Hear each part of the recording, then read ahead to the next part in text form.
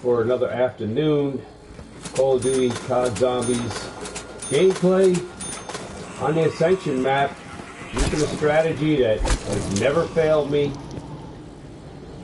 and I've quite frankly like to use a lot in this, specifically on this map, and I'm able to earn a lot of divinium and rank up quickly a lot faster than other maps. I do not like and, this drink. It ruins my buzz. With other strats. So this is the no power. Definitely running no power on this map. Is the idealistic way to maximize total domination for kills and survival. And my ex-wife hits harder than you.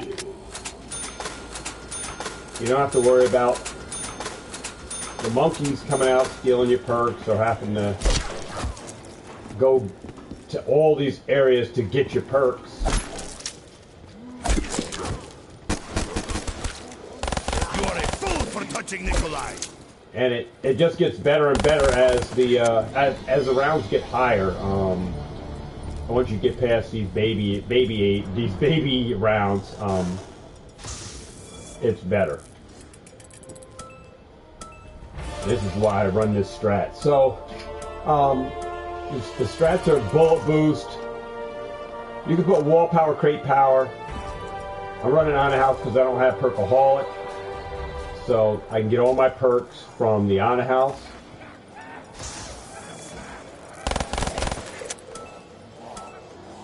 And I'm running the wall powers. Alright. Gotta check something on my phone here. You are pathetic to Nikolai! Let me check my phone here if some wife just texted me, so give me a minute here.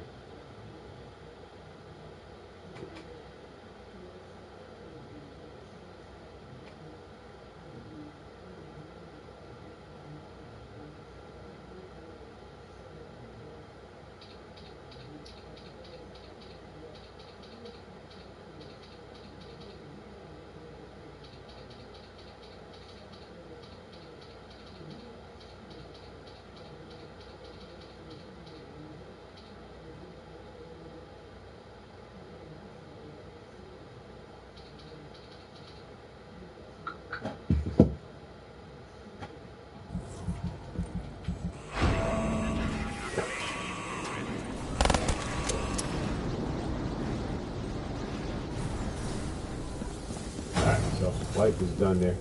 Alright. So you don't even need the thunder gun in this. But you can get it as a backup. You know.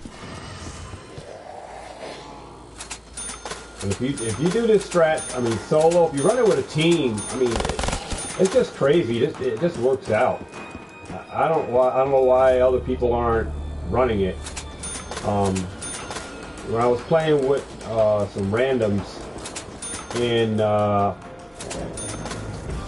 I Suck video, they were only able to run. They were only able to make it to round 25, but they said I sucked, but yet I can go to 50. All right, and that's using the no power. But they had the power on and they couldn't even survive past 25 rounds. And that's exactly why it's a little harder, like, you know, with the power on to survive because you got so much more going on. You got the monkeys coming down, dropping, you know, the monkeys come in and they steal your perks away. And in the higher rounds, you're going to need those perks to run around and pass the zombies, right? And here they are. These zombies are attacking you and stealing your perks. So, yeah, you're going to be struggling. If you're not making the money quickly enough, then you could end up going down. And that's exactly the fate you are at. You're at the fate of the game.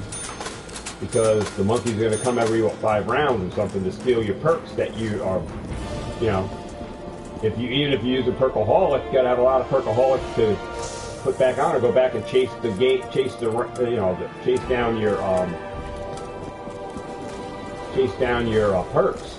So that's another reason why the no power works a lot better than your traditional method of.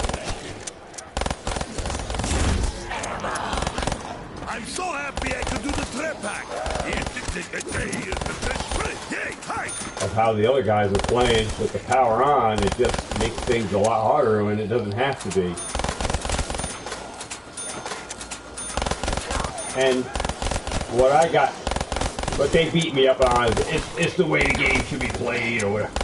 You can play the game. The game is survival. When you're playing zombies, it's not.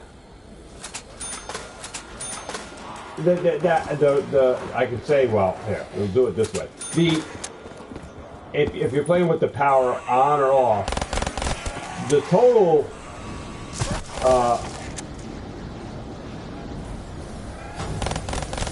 the logic behind a game is survival, right? So that's what I get at, survival. So however you survive, whether the power's on or off, is I'd rather have the power off where I can survive more rounds and get more divinium rather than have the power on and struggle. That's my logic behind it. But others see it differently and they wonder why they can't make it to prestige master level because they never heard of the game. And then the guy asked me, well, I know obviously the guy asked me, he said, well, how do you get all your perks if you got the power off? How do you get Pack-a-Punch? I says, dude, you got the gobblegums that give you that option. You have wall power, which gives you a Pack-a-Punch gun. You have bullet boost, will give you fireworks or dead wire for your gun. So you don't need Pack-a-Punch open. You can just camp and get kills. And so a lot of people don't understand that, or don't understand how the gobblegums work in the game, or didn't even know that you can get, you can have a Pack-a-Punch, or you can get a Pack-a-Punch gun from, the perks that you run, without having to turn the power on to get all your perks. So that's why I'd rather run this strat every game versus having the power on. Right, so we got our first gun, and I like to have my KN. This is my first. Isn't that a wall power? I thought I had a wall power. Not a wall power. Right? So we're going to change that back out. But I thought I had wall power.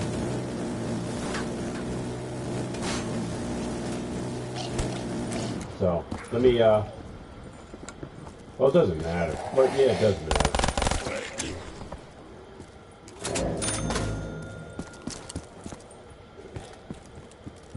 I just totally screwed that up.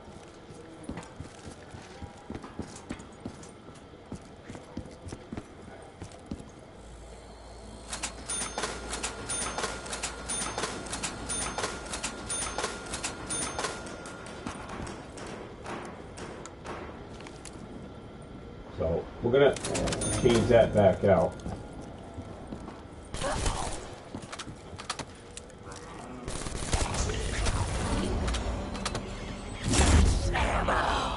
Let's see if I can get a wall power. Continue.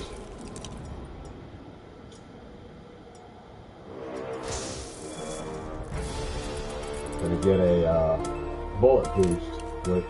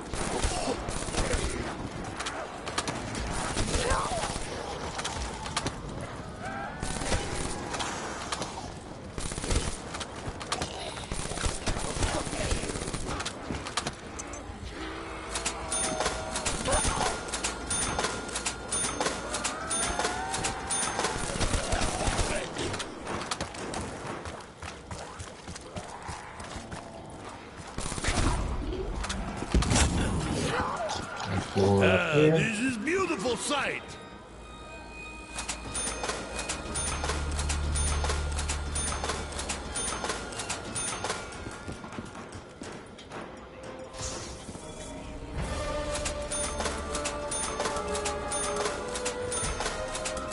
I will get our wall power now. Deadly, like There we my go. third wife, or well, one of my wives. They're all fingers in the room.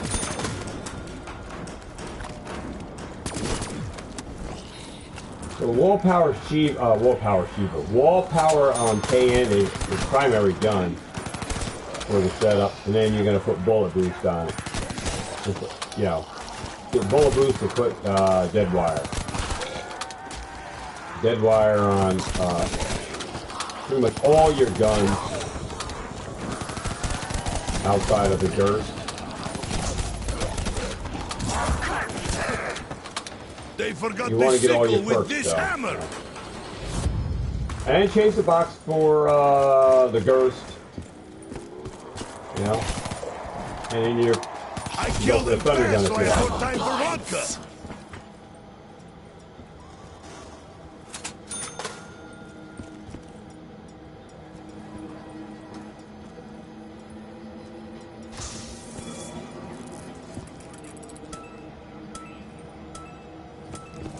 That'll be my third gun off. I'm not gonna get. I gotta get rid of this other gun here.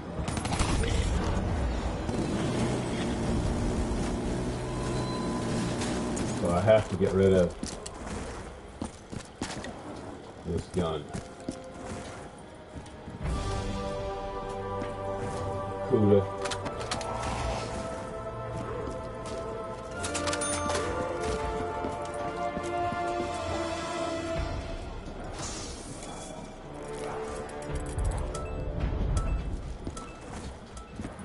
Who will be my second gun?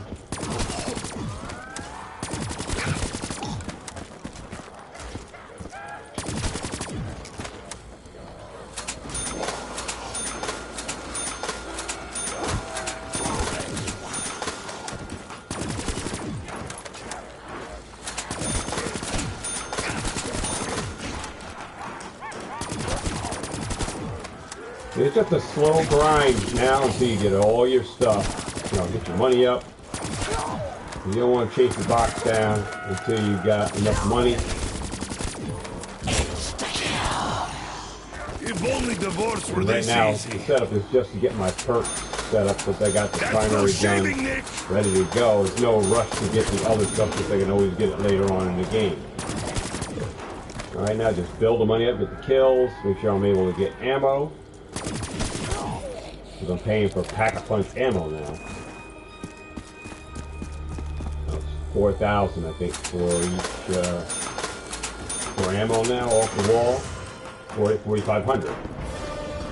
As long as you got that in your points, power back. I don't want to run that till later on.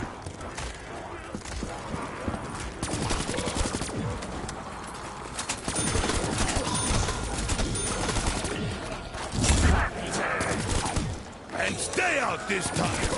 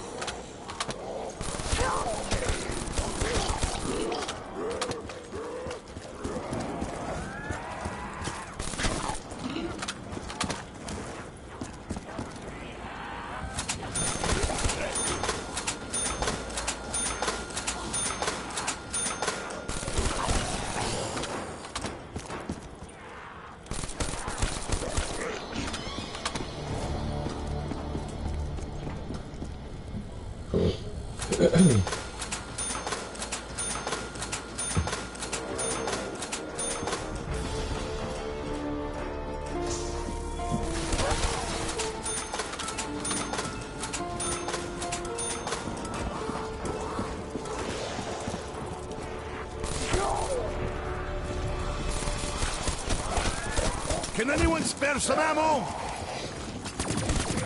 You touch me, I kill you. Sounds like fair trade.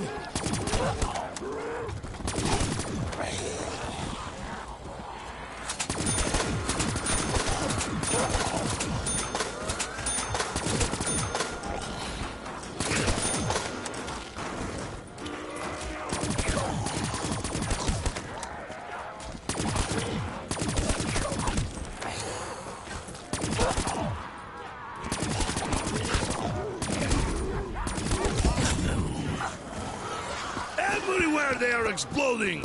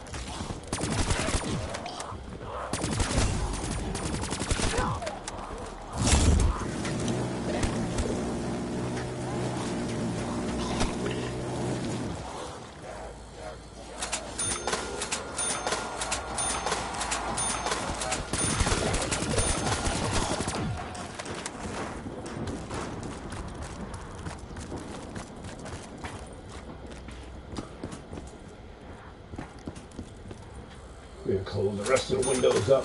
Kill this zombie off. Boom! Let's board this up.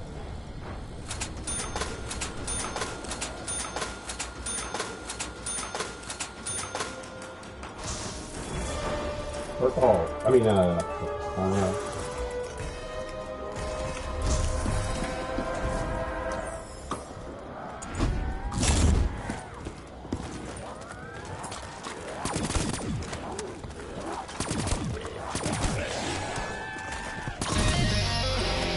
$835. Too easy. First rank up.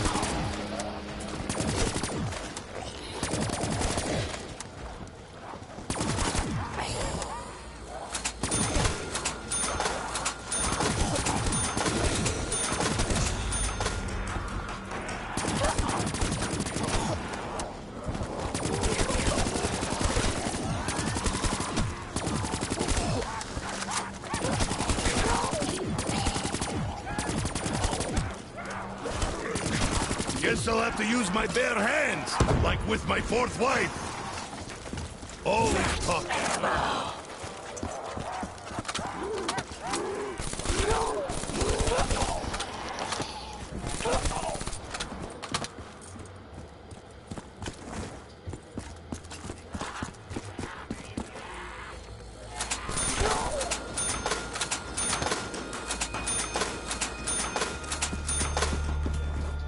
Four perks. Let's see if we can get another one here.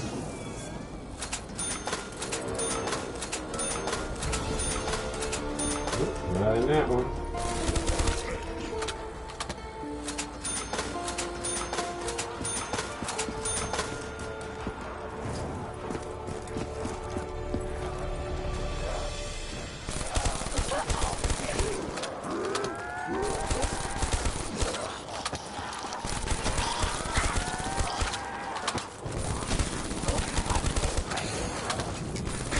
It's getting more and more intense. Just starting to move in on me now. A lot faster. Zombies have no respect for personal You need to space. see that one get behind me.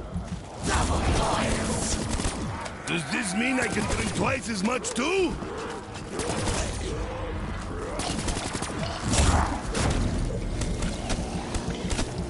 Back to the gulags of hell!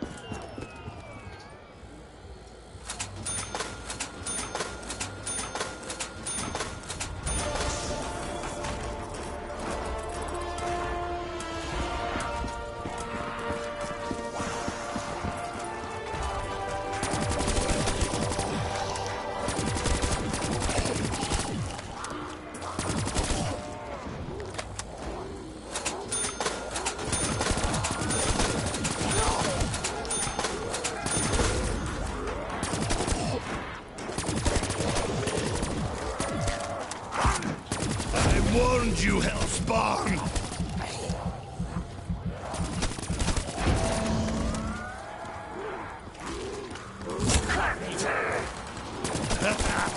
I'm drunk. Big surprise, huh?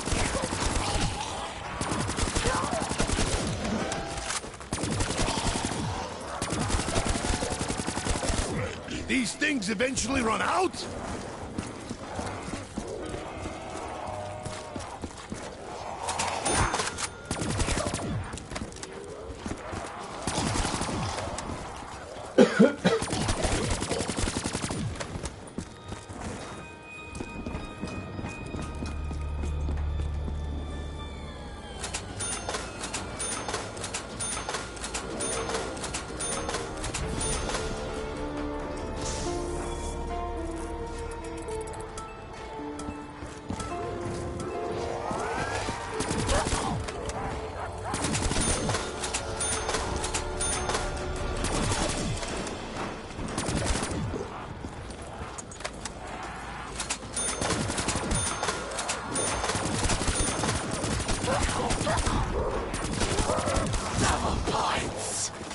The hoarding of wealth is job for dirty capitalists.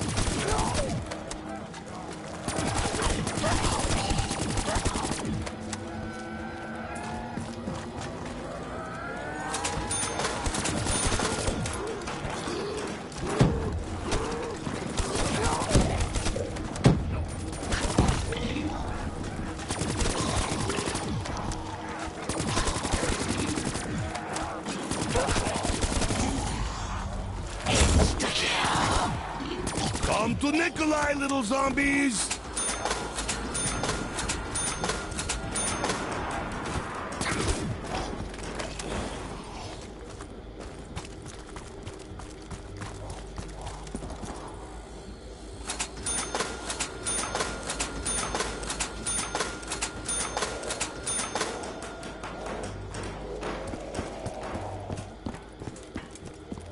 Just gonna go up here. You know what, might as well just get the Sid now. Get that all set up. Save the one zombie. We got a divinium for that. The extra 100 here. There's a little Easter egg step. I don't even do all the Easter egg steps. Alright, there's the Sid. Hey, this reminds me of home! Honey, I'm home!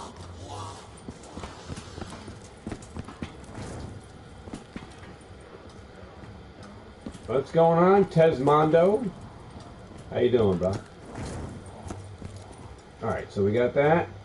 Let's board up this window.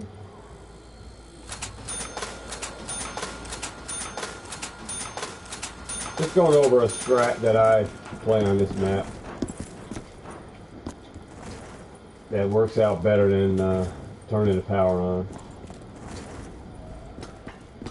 And this will definitely get you to Prestige Master, leveling fast. You'll level up faster. Your guns will get unlocked faster. All your attachments, if you're missing attachments for your guns, you can get them all on here quickly. And you can go high rounds, so I don't have to worry about dying. Alright, let me get this dying too quickly. Or going around 25 like the other guys that were playing with me before. In the I Suck video. Alright, so going back through. This zombie's. At least we got one. I had one zombie coming in through the other side. When I left. That's awesome.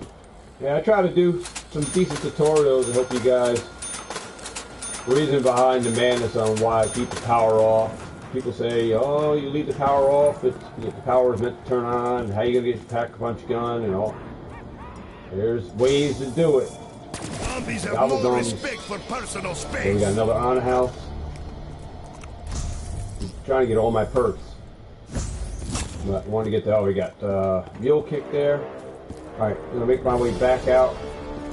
I got to get ammo for the, oh yeah, dude, that's one of my main hustles. That's one of my main hustles. So, been doing that for a long time.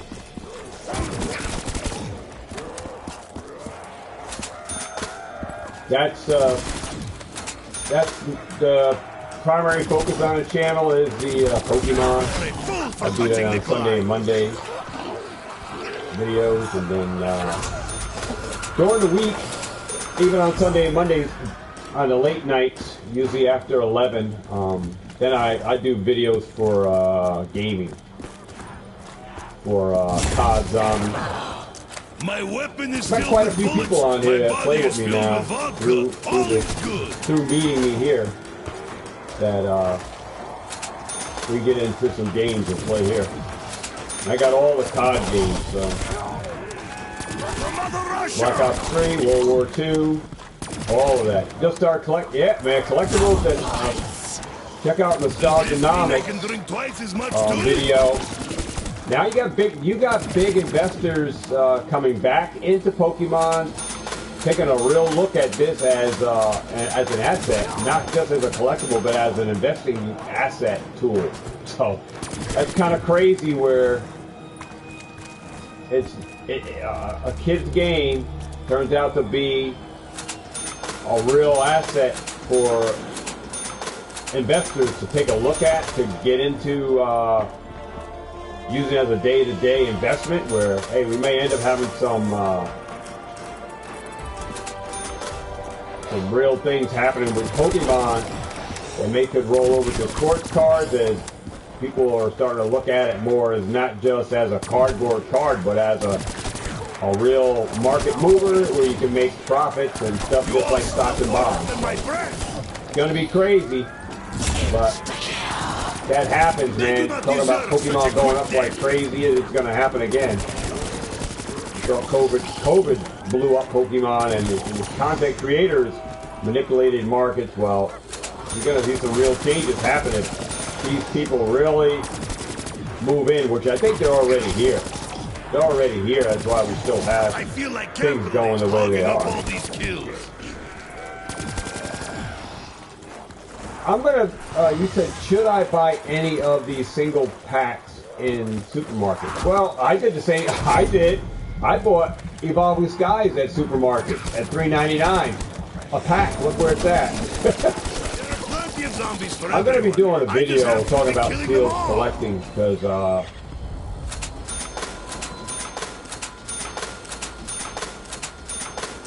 I actually wrote down a couple of videos that I want to talk about. So actually, when I see other people's videos, I look at myself and I say, well, what videos can I put out that are, whoops, I don't want to go down here. Woo! What kind of videos can I do that don't necessarily touch on the same things they do, but bring things to light a little bit for people? So I wrote down a couple of videos that I got to do lives with, and I write them down so I don't forget, because I got so many things I like to talk about that I keep these things fresh on my mind. So I take notes on videos that I want to do. So through the Sundays and Mondays that I normally do Pokemon content, I have videos that are going to be disgusting outside of just having modern Pokemon product pickup videos that I can save for another time. Yeah, so we're going to have discussion. My weapon is filled with bullets, sure. My body is filled with vodka. All is good. For sure. Yeah, you want to get into more toys, having yeah. They're definitely an alternate asset where there's profits to be made. Dividends are on the table for anybody who wants to get involved. And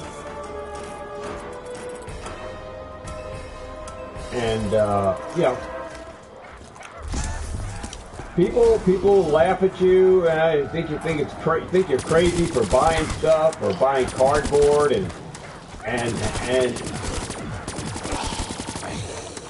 they laugh at you dumping money into this aspect of the hobby.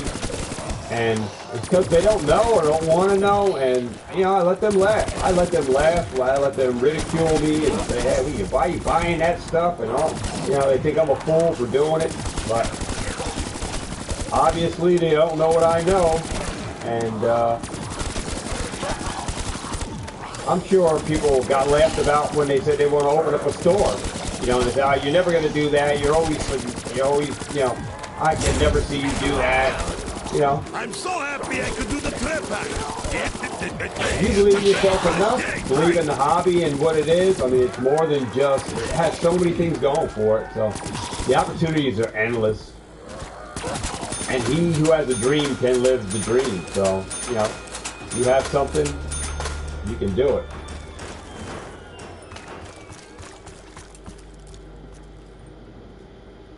Oh yeah, when they're gone, and the price goes up. Absolutely, and as you hold it, the price goes up on it. So, you know, you hold on to it.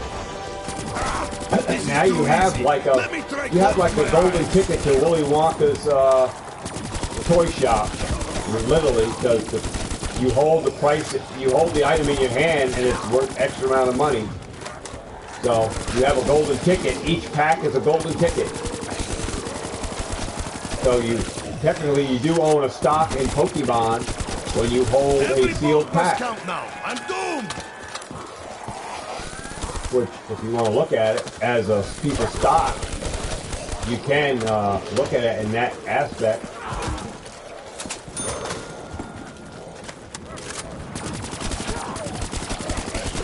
But people don't like you to compare it to a piece of stock or earning a stock certificate.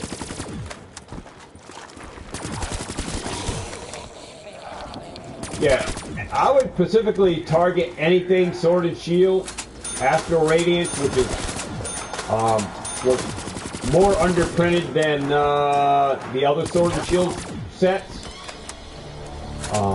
They did rumor Silver Tempest was going to be short printed, but Silver Tempest was printed, reprinted again. I kill 'cause I even love. though Pokemon Center said it was going to be a short printed set. My ex-wife is harder than you. And I just took it down. That just kind of, I got to go to work anyway, so it's 1:30. Talking with you guys and not focusing on the game, but the concept of this is just to get your stuff and camp out back here.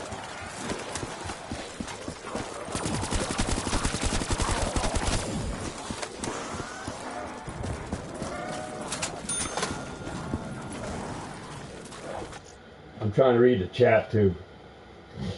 So you're going to go buy 20 packs. What are you going to buy 20 packs of? No health pigs, no vodka. My ex-wife is harder than you.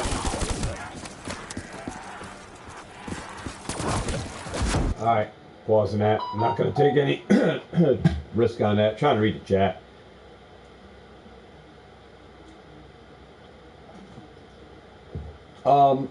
Tens, what packs are you looking to buy? Of what packs?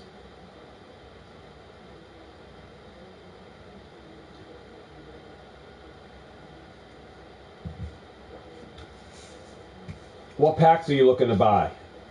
Oh, randoms. Ah. Well, I think you still got time for Scarlet Violet, but all I can tell you is you probably should focus more on Sword and Shield era packs, because those are going to be out of print. All right, out of print. I mean, if I were you, this is what I would do. I would focus on Sword and Shield packs that you can get.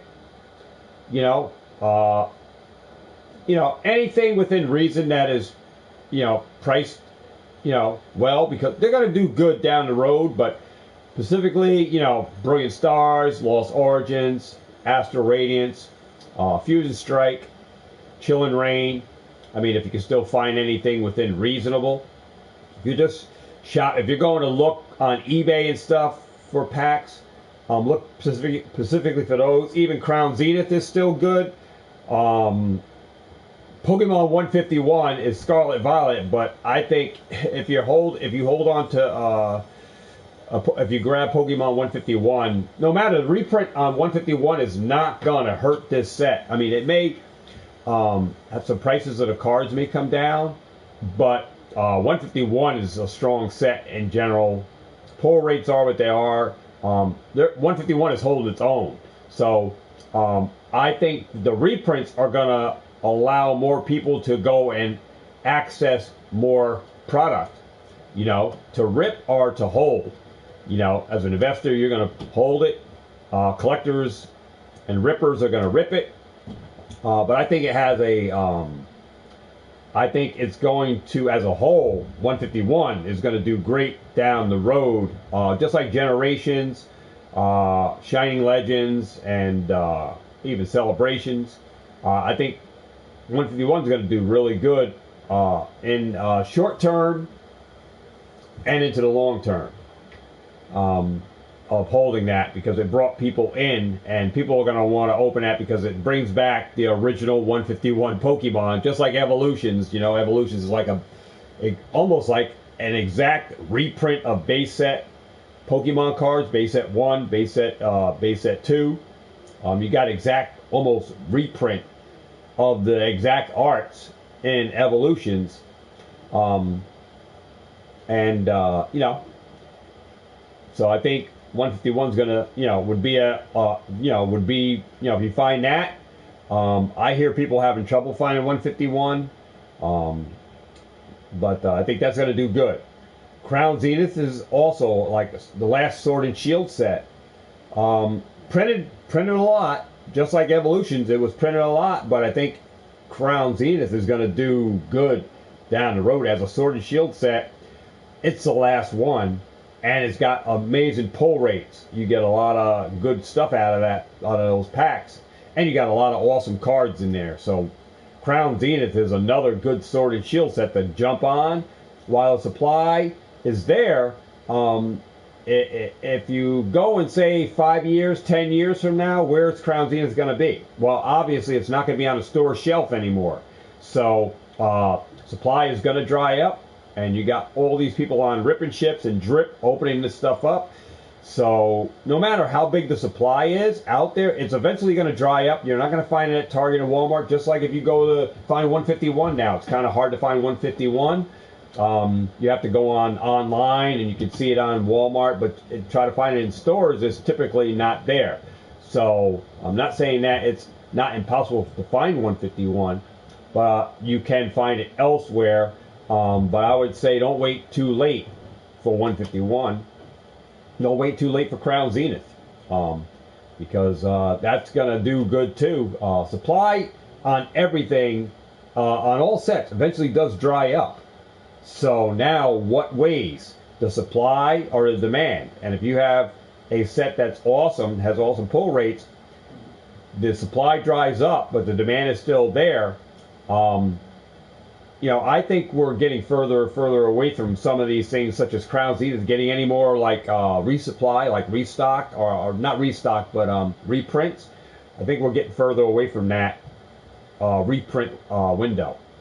So, you know, I would say, you know, grab Crown Zenith, the last Sword and Shield set, while supply is out there. You can find some ETBs, still relatively $40 or so on Walmart.com and elsewhere. Grab some stuff while you can get it cheap, because eventually it's going to start to tick back up, and then you're going to wish you had got those ETBs when they were still cheap, or while the product was still available in your local stores. So same for 151. I think 151 is on its way after this reprint. I think we're going to see a little English reprint. The Japanese reprint is going to be it could be a very large reprint. So I was just watching Nostalgianomics video where he was talking with Pokemon Plumber, and I like watching Nostalgianomics and his guests that he bring on, because I like to get different people's insight on the hobby in general, as far as investing and other people and what they collect and get their side of how they collect and what they're doing in markets like this.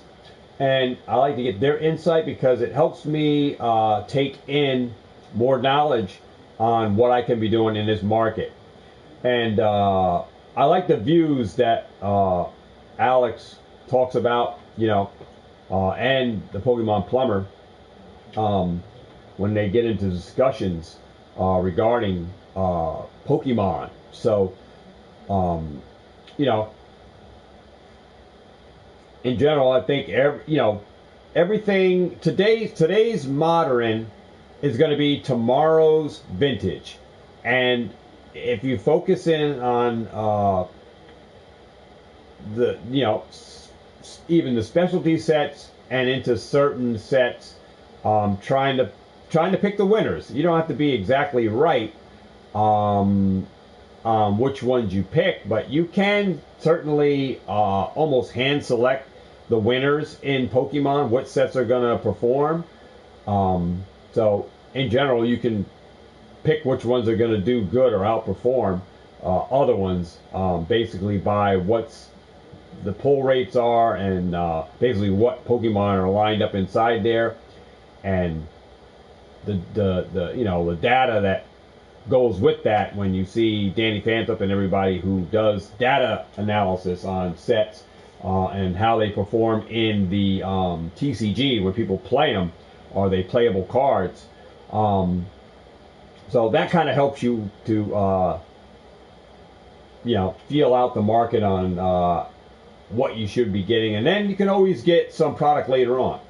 So you can get in product early and then late. Yeah. Hey, Thames, you're doing yourself the right way. You're doing justice for yourself. Is get knowledge, man. Just the knowledge is king in this game because you're gonna far outweigh other people. You know, your judgments are gonna be a lot clearer, and things will become a lot clearer to you as you invest because other people that you are watching are doing it. It helps you to make the right decisions. And that's why people who get in here that don't know what they're doing, they're just buying everything. Not saying they're doing the wrong thing, because there's no wrong way to collecting sealed product. There's no wrong way. But there's a right way to building a portfolio that will perform others that are just buying everything. See? So that's the difference right there, is you can make a awesome portfolio of Pokemon sealed product. How good it performs is based on what you're buying and how much you're buying, right? And it doesn't matter if you're buying at different points as long as you are buying correctly, right? Those sets. So, you can buy everything in Pokemon, and as an investor collector, you're trying to build a portfolio. Yeah, you can have a great portfolio, but someone who is doing it based on the knowledge that they gain from watching channels that or following people that are teaching them, they're going to do it a lot better, and their portfolios of stuff that's more liquid will become more evident when they go to sell it. They're going to have an easier time than people who just bought everything, which were struggling trying to sell, even though it's popular stuff. But people don't want that because they want that booster box, or they want that booster bundle, or they want this ETB or this or that over what the other person might have collected. So you may have a ease of disposal of your items when it comes time that you want to move it, compared to somebody else who has everything.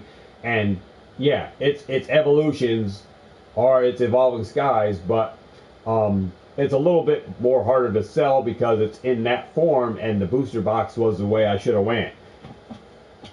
Yeah, booster boxes are the way. If you're gonna go, that's king. That's first level right there. That's like first edition.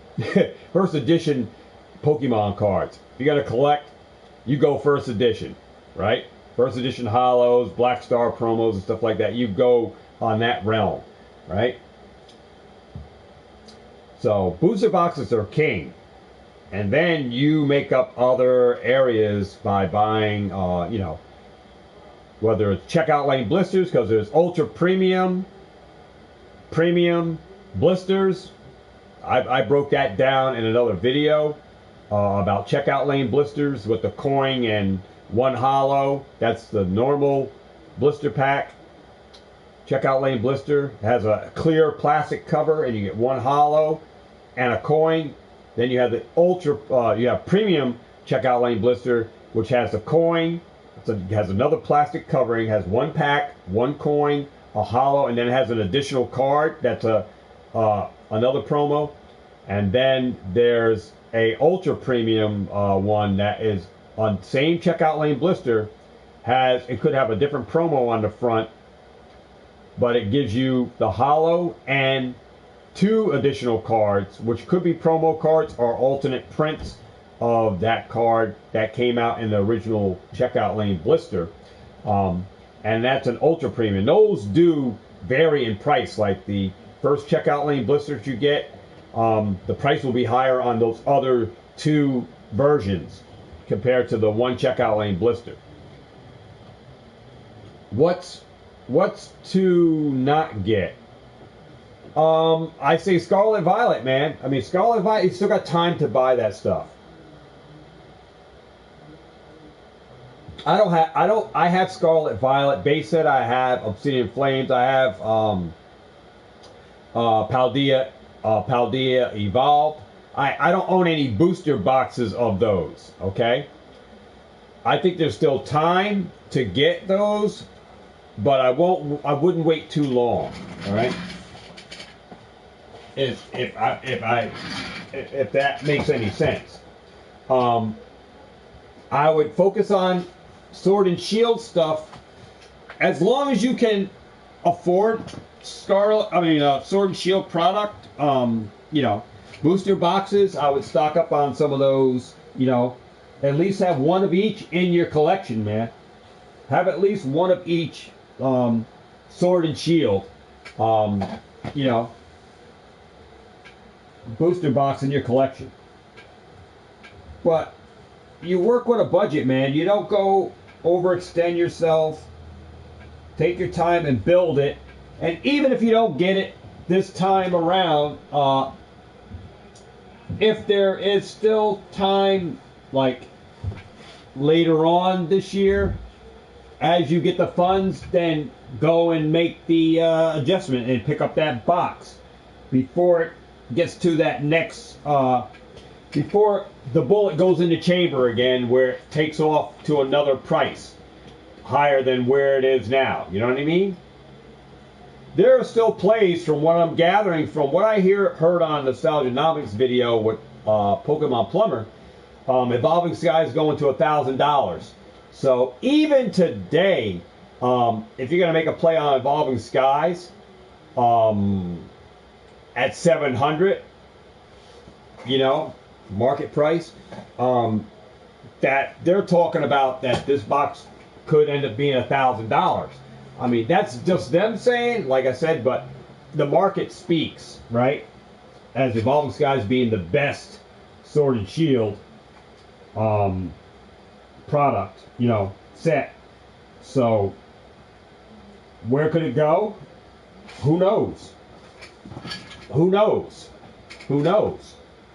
Right? So if you want to make a play, you can still make a play on Evolving Skies, but just know that if you get in, look for a better price than what the market price is. Try to get it on a better deal now on Evolving Skies. If you can get it below that 700 and you added a box or 2 boxes or a case, that you're going to have to sit on it till it reaches that next price range if you wanted to sell anything. See?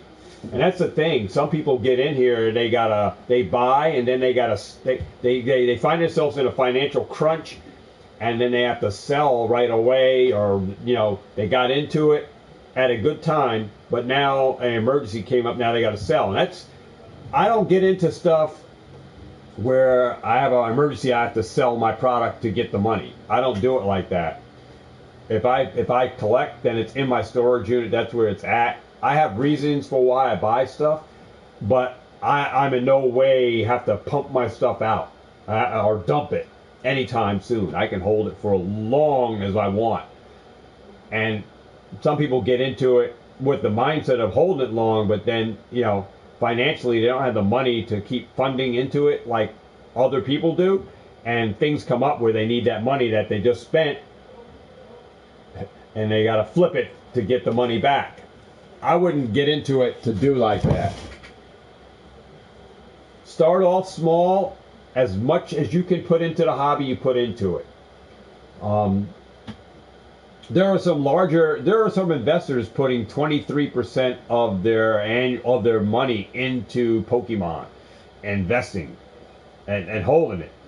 But you have some long time investors already in here that are already interested in the hobby, that got in during the COVID, that really bought out a lot of stuff and are holding this stuff. There are some powerful holders within this Pokemon community that can buy large quantities of product and store it up for years and years and years without having to sell it.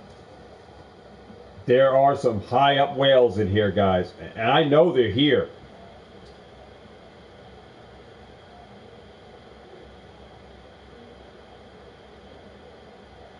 All right, I know they're here.